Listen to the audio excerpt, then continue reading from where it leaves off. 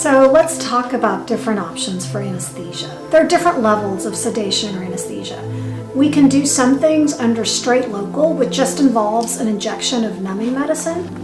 The next level up would be local with some sort of sedation, either oral sedation or IV sedation. In other words, we can give you some medication like a Valium and then local to help relax you, or sometimes we'll give you medication through your IV and local to help relax you.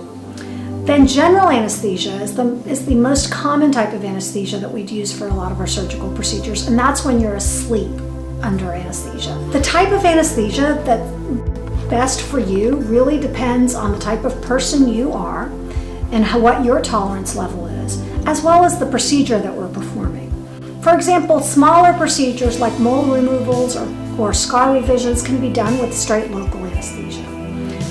Slightly more complex procedures can be done with local and IV sedation, such as more complex scar revisions, labiaplasties, or other types of procedures which are not very long and we're only focused on one body part.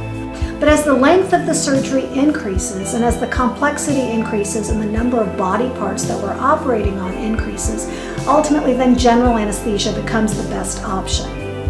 And that's twofold, and that's partly because, for example, if we're doing surgery on both your breasts and your abdomen, or if we're doing liposuction on multiple body parts, it's very difficult to give you enough local anesthesia alone to anesthetize or numb all those areas without reaching toxic levels of the medication.